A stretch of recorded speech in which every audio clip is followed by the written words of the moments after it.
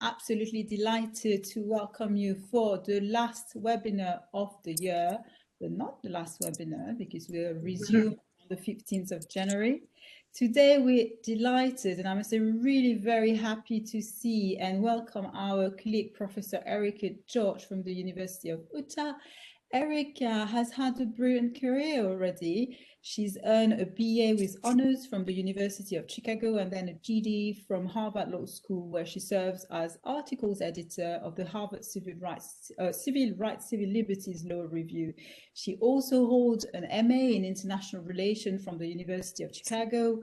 And prior to joining this University of Utah, she served as a law clerk for Judge William T. Hart on the United States District Court for the Northern District of Illinois as a litigation associate for the law firm of Jenner and Block in Chicago and Kuder Brother in New York. That's a French firm.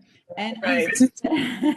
And as a fellow and later consultant to Human Rights Watch, so you see many different lives. And then she joined academia. In the course of her academic career, Erika has worked a lot in relation to South Africa, on women's rights, on children's rights, violence, the rights to education, and abuses related to HIV/AIDS in particular, but not only. Her scholarship has appeared in the California Law Review, the Michigan Journal of International Law, the New York University Journal of International, and so on and so forth, really prestigious publication. And today she's going to introduce her new book, which addresses a very, very, very timely topic. You'll see what we're going to talk about, IT and human rights in particular. So Erika, without further ado, the floor is yours. Oh, thank you very much, Leila. I'm going to share my screen.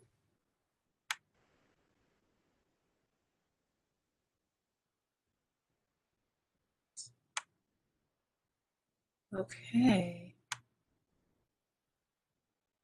All right. First, I would like to thank Leila. She's been tremendous. She's an important scholar. I admire her work. She's created this innovative series, and I couldn't be more delighted to be included in it. So thank you very much for that. I appreciate having an audience at whatever time of day it may be where it is you are. And I especially appreciate the opportunity to share a bit from a forthcoming book that I've written called Incorporating Rights. So I wanted to get started with a story, and this is a story that starts the book. The gentleman in the slide is Shi Tao. He was a Chinese journalist who was imprisoned after sending information to colleagues outside of China on the anniversary of the Tiananmen Square uprising, detailing what the media press restrictions were. So he was pro-democracy, he was in communication with colleagues in the US and elsewhere, and ultimately sharing this information landed him in jail. He's recently released, but part of what put him there was information shared by the Chinese, shared by Yahoo with the Chinese state security apparatus. So usually in human rights, we would talk just about China violating the human rights of this person, his freedom of expression and media rights, though increasingly this case really helped to turn the conversation to looking at who was complicit in placing him in prison. And fingers pointed to Yahoo. And in response, at the time, Jerry Yang, the CEO, essentially said there wasn't a choice or there was nothing wrong. What the company did was follow the local law. And as you might imagine, that answer was less than satisfying. It wasn't satisfying for the family of dissidents who were imprisoned. It wasn't satisfying for other media activists and journalists and advocates around the world. So the negative attention shifted to not just China, but the company. Yang argues that this criticism wasn't deserved.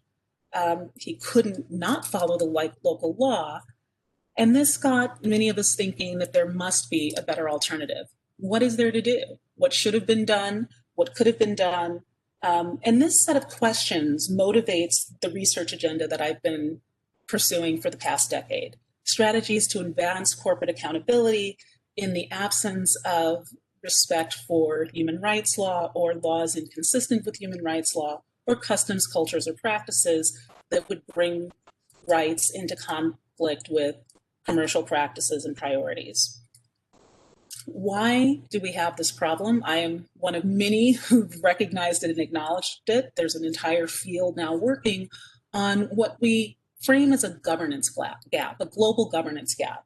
This is given rise to risks to human rights in particular countries around the world, frankly, all countries around the world.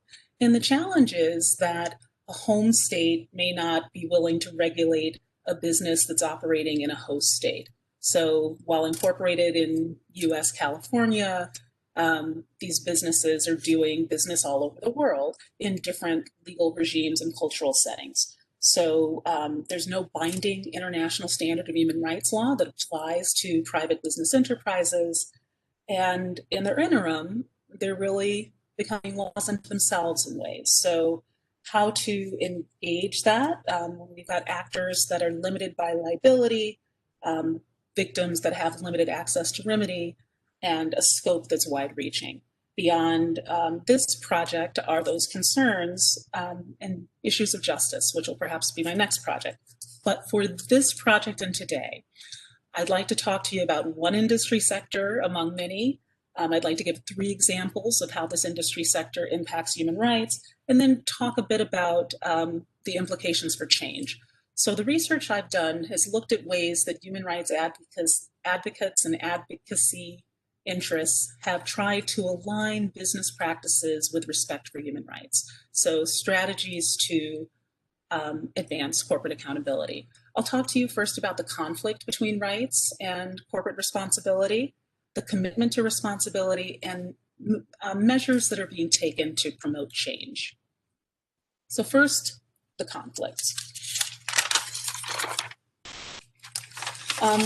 Some of it is our understanding of business purpose. Now, I believe this is more evolved in Europe, but for a significant period of time, what had great sway in the US business community was the notion of shareholder primacy and the responsibility of businesses primarily being to increase shareholder value. So in a canonical and now famous, infamous article that held great sway in economic policy in the private sector as well as the public sector in the US for a time, and then by extension, the rest of the world, was this notion from Milton Friedman that businesses really should focus on a narrow scope of what business does. That's changing. We have newer scholars who are interested in stakeholder capitalism that I'll speak about a bit, but it did inform and influence a lot of the growth and rise of business enterprises and externalizing potential risks from conduct. Writing nearly 50 years before Milton Friedman was the scholar Adolf Berle. He wrote one of the canonical texts in corporate law in the United States, and he warned at that time, based on what he was seeing about how businesses and enterprises were evolving, was a concentration of capital and power that our legal rules were beginning to accelerate and advance in ways that were going to cause problems for public power, states. He argued that the rise of the modern corporation, brought about by the concentration of economic power, would someday reach a point where it would compete on equal terms with the modern state, not being democratic institutions. This was a worrying prediction, and it was prophetic. So fast forwarding, we find ourselves in an era of globalization. There's backlash against it, but there's an increasing space that private power is taking in the public domain. If Facebook were a country, it would be the largest in the world counted by number of users. It's larger than China. Many of the major multinational tech companies have GDPs, have revenues that outstrip GDPs. The Business Insider 2008 estimated that Facebook would be the 90th largest economy in the world at that year. Google would be the 59th, and Apple would be the 47th, right? And there are 192 member countries of the United Nations. So these would be significant states were they nation states, but they're not. And therein is perhaps some of the problem or the potential. When we talk about human rights law and what made Shi Tao's case in China interesting and exceptional is states make international law. It is nation states that gather together to form the Universal Declaration of Human Rights. Actually, I was asked to give this talk in this month because just December 10th, we celebrated the anniversary of this declaration and document. And it came out of the end of World War II. There was a recognition that the international community needed to restore and recover and recreate itself. So the Universal Declaration of Human Rights became the instrument that framed what was expected of governments around the world to ensure that we would protect peace and promote prosperity. All the rights in it are interrelated, interdependent, and indivisible. And while France or the UK can be a part of this, Facebook is not France. It's not a country, it's a corporation. It didn't sign on as such to the instruments that followed this declaration. In this declaration are a number of enabling rights that are interdependent. One that is particularly important in the tech sector is freedom of expression. This goes beyond political speech, assembly, and protest to include just human flourishing and self-expression and the kinds of things we imagine that we can create. It protects imagination, right, and creativity. At the same time, corporate entities in the tech sector, social media companies, have a central role in disseminating information and allowing expression. Some of the downsides of this are the darker side of expression, hate speech, and how do we regulate that? Or censorship. How do we ensure that information that is valuable gets out? The arbiters of much of this in the new digital age are private sector enterprises using either content regulations, takedowns, having a lot of discretion over deciding what's in our expressive public sphere. Another right that has been impacted by large tech companies has been political participation. This is a bit of potentially a more attenuated understanding, but the most recent Brexit vote and the 2016 US elections, there were allegations that disinformation and misinformation and inauthentic behavior on social media online platforms helped to serve to depress turnout in some areas, and disinformation is undermining having an informed electorate to participate in the political process. The Universal Declaration recognizes that people have the right to participate in public life. Potentially, this has been undermined by misinformation and disinformation. Again, largely the province of private sector actors in the absence of stronger regulations. And then finally, privacy. Well, next to finally, another human right we have is the right to privacy. There's an understanding that there's a sphere that we must have to inhabit and develop ourselves, whether that's being free from search and seizure in our home or being able to keep confidential information about ourselves. One of the significant challenges of the digital age is the data that we provide willingly or unwittingly becomes deployed and used in ways that can be dangerous for protecting other rights. So surveillance and the flip side of censorship, knowing information about people, precisely what put Shi Tao in prison, people not having information about what companies have about them, and then companies sharing that information with other actors. This implicates Google again. Interestingly, in the last few years, engineers working at Google on what was their Dragonfly project, something they were developing for China, started to ask questions inside about how would this technology be used and deployed. And often it's done in ways that are damaging, if not by design, by omission. Facial recognition technology has become a hot topic in the United States and beyond, in part because the technology does not do well with different faces or faces that have not generally populated the industry in tech. So people of African descent are sometimes not recognized as human faces, or they're misidentified or misrecognized. So human rights activists are very interested in how these technologies are being used, and in the US, increasingly used for policing. In the aftermath of the Black Lives Matter protests, IBM and Microsoft have said that they would stop cooperating with US police departments in the ways that they had been doing in the past. Though, again, beyond the inequality deployed in technology, there are questions around equity and diversity in the industry sector itself. Most recently, the high-profile firing, resignation debate over one of the leading thinkers in AI, a woman who founded Black in AI, who was formerly at Google until a couple of weeks ago. Interestingly enough, the research that she's been conducting has been on algorithmic oppression and technologies that reinforce racism and other problems. So those are the challenges, and they raise questions that the industry is now trying to answer. But the central question is, what is their role? What is their responsibility? What is it they owe to us, users, us, society? Their global commitments.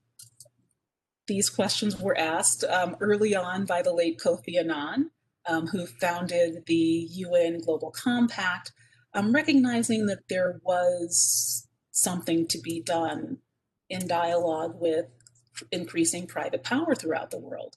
So in, I believe it was 2006, he first tasked Professor John Ruggie with investigating the issue. He created a special representative to the Secretary General on the issue of business and human rights and other transnational enterprises. And after a process of multi-stakeholder consultation, Professor Ruggie came up with a framework delineating what are the respective roles and responsibilities of different actors in the international system, and settling on the notion that states have to protect human rights, that businesses should respect human rights, and that anyone victimized should have access to adequate remedy. And because the framework was adopted and appreciated and successful, he was then tasked with putting forward guidance. So we now have UN principles on business and human rights. These are fleshing out the 3 pillars of how the world will be looking at the relationship with business and human rights, and giving guidance such that at minimum, if you are a business enterprise, you are now obligated or understood to have an obligation that exists, that you should avoid complicity in human rights violations, and where violations occur connected to your business enterprise, you should address them. You do this by having human rights impact assessments and conducting due diligence. And in the technology sector, there's clearly space for those kinds of efforts. The business and human rights principles are going to be a decade old next year. It seems the time has flown by, and there's been some progress since it's been adopted, well, introduced and endorsed, again, by state actors, because that's how international policy works. But private actors have been taking it up and trying to translate this language of rights into the practice of business.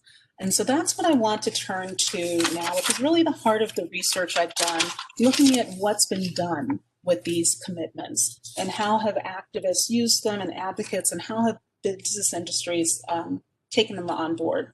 So moving from a state-centered approach to shifting to focusing on private actors, revisiting the role that they play in these, and enabling the sector to become more involved and invested in these questions. And that requires change. So change.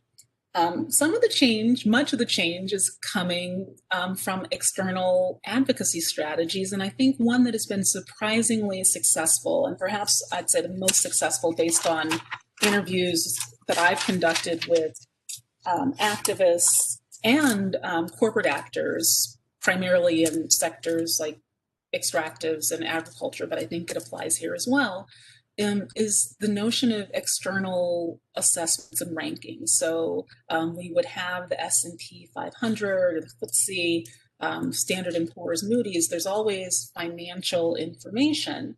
The increase in non-financial information ordered in a way to enable actors to make decisions and set incentives in a way that encourage businesses to align human rights performance and practice with respect for rights. So I will talk about just one ranking that's most relevant to this sector. There's a proliferation of them. Pressure for progress is mostly coming from external sources, but they're reliant on the information that corporations provide to put together these rankings.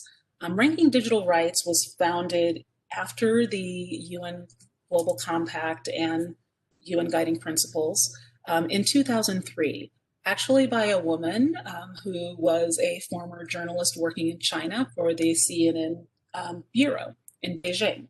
So intimately familiar with the risks of digital technology. She founded this not to rank and spank or blame and shame, but really to incentivize businesses towards improvement. The ranking was crafted carefully and in collaboration with the industry sector in some instances, called upon people with expertise, and sought to rank different corporations in the sector, both telecoms and internet ecosystem, for policy, for governance, for implementation and impact, and ultimately for access to remedy for users who have been harmed by business practices or conduct. So what's become interesting to me is not just that these standards were set, but that they were picked up, started really by one person, then expanding the circle, engaging expertise. It's being used by other active activists, not academic researchers. So an organization, Access Now, has taken these rankings and then written letters to the companies, written letters to shareholders, asking, why is it that you're ranked at the bottom? Why is it that you're ranked as not having implementation or impact, even though you have this policy? So it's given advocates an avenue to interrogate what it is businesses is or isn't doing. And then for the businesses, it gives them a side-by-side comparison of how are we doing vis-a-vis our competitor in this area. This becomes relevant as we're competing for talent or future employees, if not users, standing and reputation and avoiding reputational risk. This provides even the businesses an indicator of where they are and where they should be. So it's been a powerful and simple tool, and something in the absence of regulation or until we get there, it's guiding the way forward. Okay. The next strategy, again involving industry collaboration, is the Global Network Initiative. Now this one predates the global policy. This started as a matter of necessity. It was actually this organization that was founded out of the scandal involving Chinese dissidents in Yahoo. This was founded by three firms, Microsoft and Yahoo and Google. Later, other firms joined in, but what they realized is they needed some strategy for replying to government demands for information. Sure, the local law has to be followed, but could there be ways to shape the local law? Granted, in other sectors, businesses seem, at least in the US, to have no problem inserting themselves to shape what laws look like. But this was different in that the coalition of companies joined with academic researchers, community activists, and others settled on norms for conduct, for privacy, and for freedom of expression. So while it isn't saying don't follow local laws, it is saying do ask questions. What will be happening with this information that I provide? Ensuring that governments are following their own processes and procedures. For example, in the US, you need a warrant to search things. I think it's interesting that we're seeing companies like Apple resist government demands to unlock phones or to provide data without due cause. So being more cautious, being more careful, that's slowly helping to shape and change the conversation. They also commit to transparency. So it was about 10 years ago that the first transparency report by Google was published, simply letting the public know these are the number of information requests and demands that we're getting from these governments. So the response to the censorship, surveillance, expression problems is also information. And this is setting the guidelines for doing that. So basically, industry came together to norm and form standards and continue to shape and evolve norms going forward. Essentially enlisting business and becoming advocates for the human rights of privacy protections and expression, at least within this context. They also agree to become members of this network and to submit to assessments by independent assessors. It's not quite an audit that you'd see in a factory setting in the apparel sector, but it provides a learning platform for the industry sector, and with the lessons learned, they can learn how to have less of an adverse impact on their users. All of this takes place against the backdrop of market demand. In my research, what I've not been able to find is that there's serious economic consequence for some of the actions that are less than desirable from a human rights perspective. So for example, most recently, there was a Stop the Hate campaign on Facebook. This was led by the NAACP, I think the National Association for Colored People in the United States, the Anti-Defamation League, basically deeply concerned about revenge porn, hate speech online, and asking advertisers to not use the platform.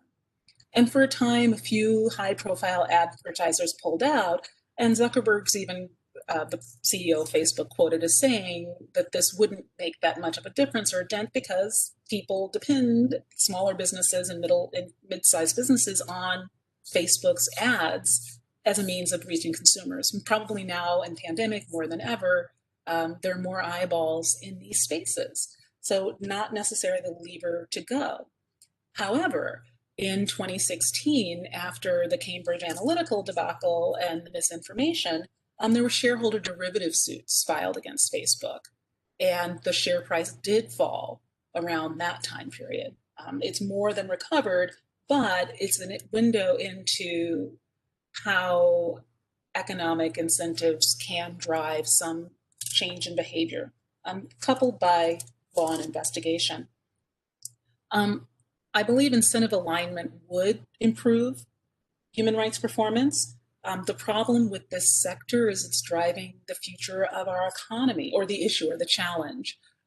Professor Shoshana Zuboff has a brilliant book, The Age of Surveillance Capitalism, that talks about how this sector is shaping an inevitability by acting and advancing before law and creating new markets in ways that require our critical thinking, our intervention, and rejecting the notion that any of this is necessarily inevitable, that we can reconfigure the rules, that the business models of these enterprises don't need to be this way.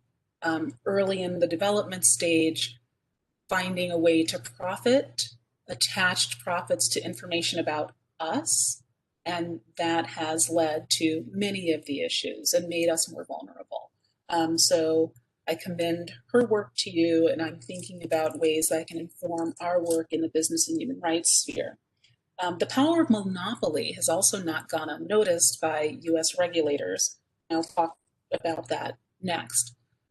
So this being what it is, the state of the market, market power can be used and has increasingly taken on the language of human rights through shareholder proposals. In the United States, if a company is trading on our exchanges, they have to file papers with the Securities and Exchange Commission. This is our regulatory body. And they're supposed to disclose any information that's material, and shareholders who are the owners have rights to engage in a proposal process. We have seen more and more proposals dealing with issues of executive compensation, but also the environment and also human rights. And for at least two of these tech companies, there have been multiple shareholder proposals in the last decade asking about human rights, demanding a human rights policy to be put in place, demanding reporting about human rights impacts, and board oversight for human rights risks. While these proposals haven't been successful at vote, they have shifted the conversation within these organizations and give assistance to people within the business enterprises who are interested in these issues. So there's activity even on the economic side, not just the human rights advocacy side. And this is where my research suggests that there is impact. These voices are being heard. So over a decade ago, prior to the UN guiding principles on business and human rights, prior to coming under fire for having a mass surveillance program, this is what Microsoft's, I'm showing you an image of a word tree generated from coding a decade of Microsoft human rights reports. I picked 2 years from you just to show the growing sophistication and attention given to human rights language in Microsoft corporate reporting. These are information that are in sustainability reports, information that goes to investors. You will see that human rights did not weigh very heavily in 2010, but advancing after years of shareholder proposals and global policy changes, we see a much more robust treatment of human rights. We see multiple branches coming off of human rights, more connections to other parts of the business that are described. So more rhetorical attention or communication around rights. And if we understand communication as the first step towards conduct, this is a conversation that has changed. And it's a conversation that business leaders in the sector will not be able to avoid. In July 2020, the US Congress called the CEOs of the major technology companies in the United States before them to answer questions about the use of their power, to answer questions about their impact on competition and on consumers, and concern that it is less than positive. There's a real mood of not regulating in my nation, but with the change in administration, perhaps that will change. And there will need to be an evolution of thinking when tasked with questions about human rights.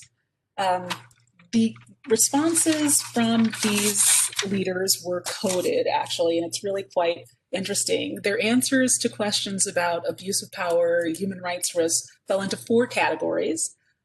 First answer is, we're good for America. Second answer is to be determined or don't have enough information to answer. Third one, we're not that big. And fourth, China. You should be more worried about China. Okay. But if we're taking seriously global human rights, we have to continue to look at the centers of power for this sector and the extent to which they are leading or failing to lead on these questions. So I wanted to talk in conclusion about some trends. This is a significant area for human rights activists to look into.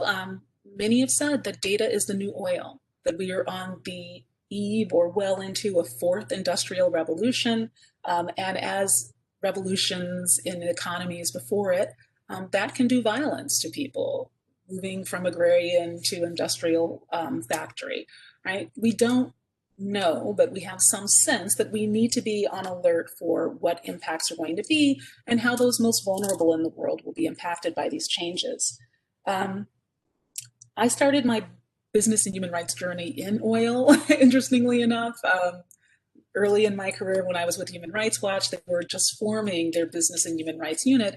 And the challenge had been extractive industry companies in Latin America and Africa and Asia, and a total disregard for rights, not recognizing that there would be any responsibility at all. And we've seen changes in that sector. We've seen advocacy around Indigenous peoples' rights.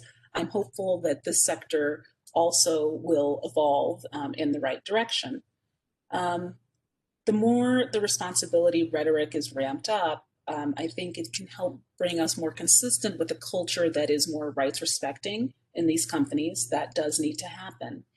In addition to data being the newest, biggest thing, there's been response specific to technology in the UN. There's a new initiative, the BTech project, that was started in 2019 in November.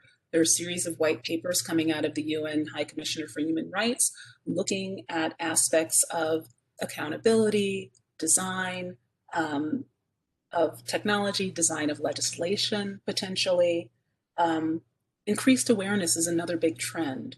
More people are starting to learn the ways in which their information is being used and what information is being collected about them. And while some may say, I got nothing to hide, more concerned about how that information is being used and who is using it. Finally, law is starting to engage this conversation. The Department of Justice in the United States has opened an investigation against Google for antitrust violations. The Federal Trade Commission has opened an investigation and is suing Facebook for their dominance in the digital market. So the argument that this is not big or not a big deal is not going to be a persuasive one. And what I suggest that we need to do is rethink our understanding of this relationship. So Milton Friedman imagined freedom in the markets. There are other conceptions of freedom that are perhaps more positive and inclusive. Freedom that comes with respect, freedom that comes with responsibility. And I think that's where the conversation needs to engage. As we emerge from pandemic, as there's talk of building back better, looking at leadership, looking at culture, changing that in companies, creating the right impetus and incentives. The pressure from external sources is important, but inside these industries, inside the corporations, looking at ways to ensure that there's the cultural space for change. So I was deeply concerned by the dismissal of AI ethicists from at least one of these companies, because these are important voices that we need to be listening to. And it's my hope that they'll have influence in the future. So that is what I have to share about corporate responsibility in the technology sector. It is still very much a work in progress, getting towards responsibility, but pieces are in place, and it's important to enhance the multi-stakeholder engagement and to have conversations about changing culture, how we engage and use these technologies. But thank you. Fantastic. Thank you so much, Erika, for this really fascinating, very engaging and extremely clear presentation. We are receiving questions already, but I'm going to ask you a few if you don't mind, because obviously I'm particularly interested in your conversation, in your discussion. You have to know, everyone, that we met with Erika through a common friend, probably in New Delhi, our friend Dr. Surya Deva, who is representing business and human rights for Asia at the UN, really. So Erika, first question probably, you mentioned a number of new initiatives, including these ranking initiatives. Don't you think that it's going to be, and you've already somehow responded to my question, but don't you think it's going to be like just what we've seen in the oil or gas and industry sector, purely a mere reporting strategy? I would say that, but there's more attention being given to it in a different way. So they'll say something and someone will follow up and question. So what I'm seeing is more dialectic engagement, and it could be the nature of this particular industry sector, but privacy activists and freedom of expression activists, there's a long history of freedom of expression advocacy. And for a long time, this sector has appeared or managed to position itself to appear to be on the side of, look at all this information, you're free to say whatever, that's a good, we're creating a good. But if we are truly in a marketplace of ideas, there are other competing ideas that suggest, well, you know what, maybe it's not all that good. And is it really what you say it is? And show us, know what your impacts are and show us, right? This is part of the parlance of business and human rights. You need to know what your impacts are. And if they're adverse, address them. And then you need to show them. And once they start showing and reporting, there's questions about the reporting. You've said this, have you done it? That's where the ranking comes in. I think it's a conversation. Yes, really, that's a form of progress, I suppose. The second question I have before we move to our colleagues' questions, I don't know if we can measure that really, but what's the impact, the influence these companies have on lawmaking in the US from what you could see? Right to privacy, we had a webinar on that with a colleague from the university, Dr. Henry Pierce. So do they influence American legislation? Yes. Yes. We have had a series of unfortunate Supreme Court opinions that have made influence, I think, easier for powerful actors with resources that can finance particular political campaigns. It is a problem. Legislative capture is a challenge. Yes. Do they have influence? Right now, I think the influence has primarily been slowing any kind of oversight or regulation. In fact, Facebook now has its own oversight board, right? So some of this self-regulation is to stave off the development or slow actual legislation. Europe obviously has been much more far ahead. California and Europe have protection legislations. The US as a federal entity has not. And I don't think that, I do think that is because of the influence of the actors that we would otherwise regulate. That's really interesting. So you would say that this influence materializes in particular in terms of financing campaigns, and you refer to the Supreme Court decision. Am I right? Did I understand that well? Yes. So this is actually, it's interesting. It's a Supreme Court decision, Citizens United, that says that businesses speak through funding. Money talks. I'm simplifying, but of being able to participate in the public process, that's been extended to not just human persons, but corporate persons in our country. So they do have outsized economic influence in the sphere. Fascinating. Thank you so much. So we have a question from our colleague, Dr. Panos Kapatas. Thank you for this brilliant presentation. I'm wondering whether and to what extent the increasing emphasis on corporate accountability strategies is in fact an admission or partial failure of enforcement of human rights law. For instance, in the Yahoo China example, is the issue primarily one of corporate accountability or one of state liability, which under many regional human rights systems can be established not only for state actions, as in the case of China, but also in the case of state omissions? Yeah. Well, so that first pillar is still state responsibility to protect human rights. Where the human rights movement began to engage corporations, yes, I guess in part it is a failure of the states that we would want to address the issues to address them, but the states are problematic in this way. And frankly, all states are around the tech sector. So another story I use in this book, because I do talk about the extractive sector, Nigeria. We didn't really expect Nigeria to give a fair trial to environmental activists. So target of opportunity would be Shell or Exxon or Chevron or other private actors acting in that sphere. The understanding is that these other centers of power have leverage. The Westphalian system of states we know is rapidly changing. I don't think it's descriptively accurate anymore to locate them as the only and main source of power. So I think broadly, I'm interested in power accountability, whether that's from a private source or a public source. But I will concede that much of this is due to state failure to protect. Yeah. But that shouldn't get anybody else off the hook, I mean.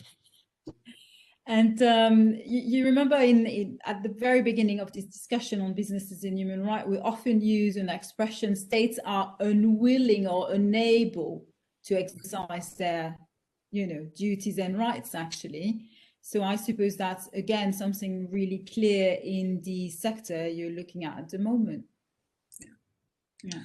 What I wouldn't want people to do is discount their power, right? It sounds like powerful state, disinterested in human rights, powerful corporation, disinterested in human rights. There has been tremendous progress over the past decade in moving forward this conversation and making change. In the industry sector, voluntary principles on security in oil and gas, I've interviewed people involved with it, people who have to comply with it, and the signatories have fewer incidents of human rights episodes than those who are not. So at least getting those who care to try to do better, this is a way of making it not as voluntary as it would appear on paper, right? The consequences for failing to comply with the commitments you're making, when there's transparency and the ability to share information about that failure, helps to move something forward. Is it as fast as we'd like? Certainly not. But we have the next decade of these principles being launched next year to revisit these conversations and find ways to be more effective. But it is not the case that people are powerless, that there's nothing to be done. Anything happening now is precisely because activists pushed for it. And it was revolutionary at the time to argue that it would have anything to do with anybody who's in prison in China. Surely. Thanks very much, Erika. I have another question. You are now the director of interdisciplinary research centers, the centers in humanities in particular. So there's a lot of interdisciplinary discussion here, but there's also interdisciplinary discussions within the law itself. I was thinking about what we call in Europe competition law or antitrust, if you wish. Do you see something interesting coming from that? Yes, I do. I mean, these cases were just opened and filed. But when I interviewed people from Microsoft, it was clear to me there was Microsoft prior to being sued for antitrust violations and Microsoft after. They aren't running into the same kinds of problems on the same scale as, say, the younger companies like Google, Facebook. They seem older and wiser. They seem to take a longer view, and I think it's because they got slapped on the hand back in the day. And part of that antitrust settlement did have a gesture towards responsible conduct, right? Beyond, you're making amends for abusing your power. There are ways that settlement, I think, helped the company understand they needed to exert their influence and power in more constructive ways. So I will say, I've been doing participant observer research for this book. When I'm in meetings that are attended by people affiliated with that firm, on balance, they will say things like, yes, we need facial recognition technology. Like, we'll say that to people who regulate. So there's, it's interesting. There is definitely a role for antitrust to play. And if Microsoft's example is to be taken seriously, it did well after. Surely. And I know a number of us here are also working on finance and tax. So that, again, I suppose is going to be or could be really helpful to make these corporations a bit more respectful of human rights. I mean, just bits where it hurts, right? Yeah, I have done less on tax. There's no tax in this project. I have talked with tax colleagues. That's the broader justice question about paying fair share in society that I think is an important one to have beyond the scope of this project. But I can see ways in which that obviously would help reduce inequalities potentially, or create the better conditions for the enjoyment of rights. Okay, minor point. Jeff Bezos is recently divorced. Apparently his wife is now taking her portion of the money and she's like giving it all over the place.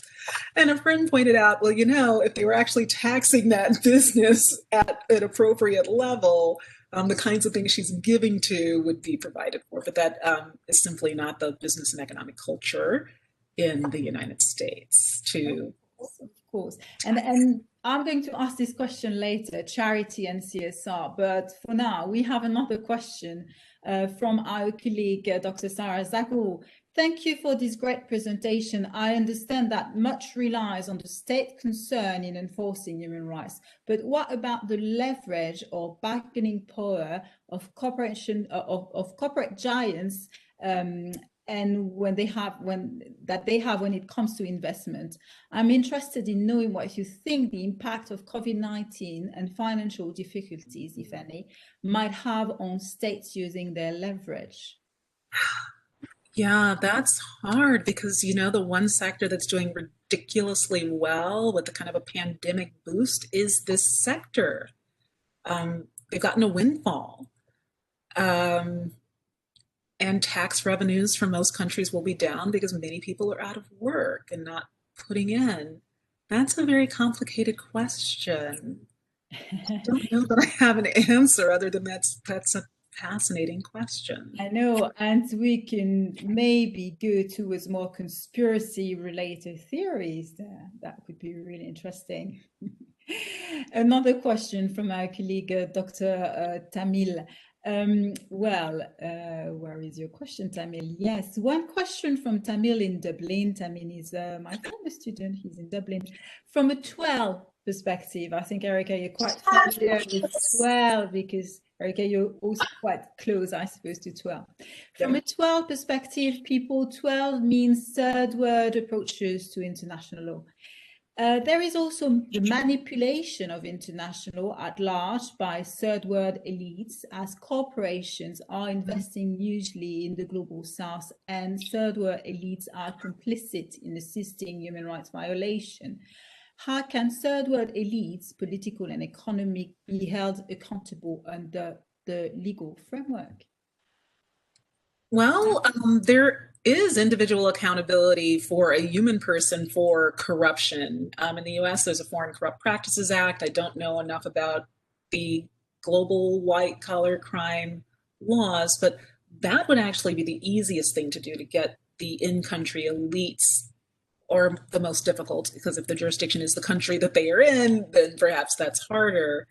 But I think tools like Foreign Corrupt Practices Acts that do punish and do prosecute individual people, that's more likely to proceed, at least in my country, than an action against the industry sector or the company itself.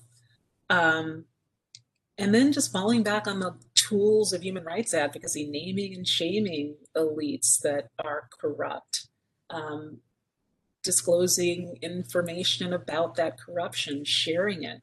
I know that for some activists in some countries that can be very dangerous. So that's why this is a global movement. You have people in other countries bring those critiques. You know, frankly, I think many of us in the States very much welcomed critiques of the US in our poor policing records, right? People are influenced by being shown themselves or their problems. And sometimes external actors, other South-South critiques and comments of what's happening here happened there before, and this is how we addressed it or overcame it.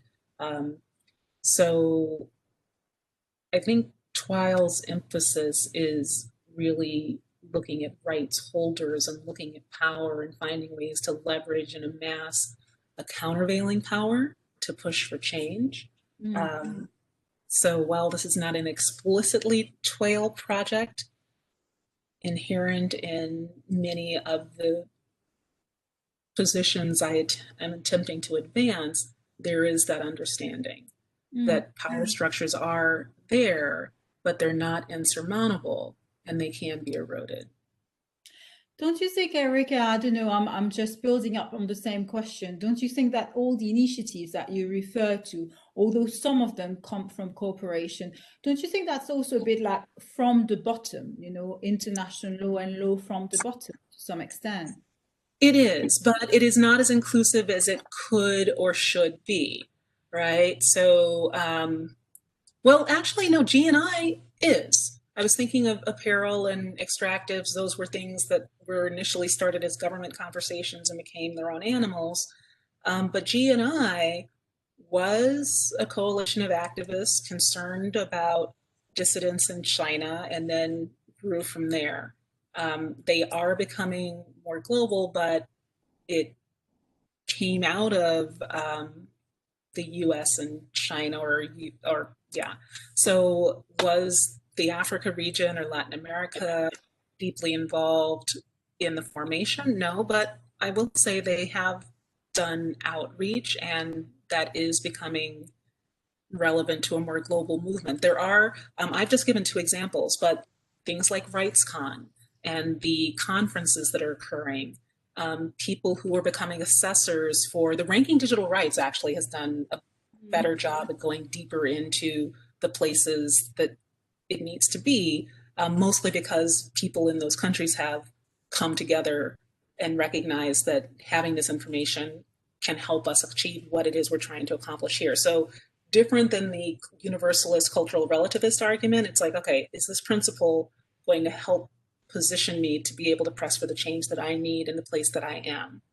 And that may be a better decentralized model, or it may be just what we have given the structures of what is. But I think TWAIL has much to bring to the business and human rights conversation. Fantastic. Thank you so much, Erika. We're very much looking forward to the release of your book. When is it going to be? Spring, probably? Yes, that's what we're hoping. So everyone, yes. You will be the first to know. You'll be among the first to know. So spring, have that in mind. You need to buy Erika's book. Well, maybe not online. Yeah. If you can, maybe somewhere physically. All right, Erika, thank you so much. That was such an interesting presentation, so very timely, and a very, very engaging discussion with everyone. Thank you ever so much. And I'm going to ask everyone to do something. Unmute your mic so that we give a big round of applause to Erika.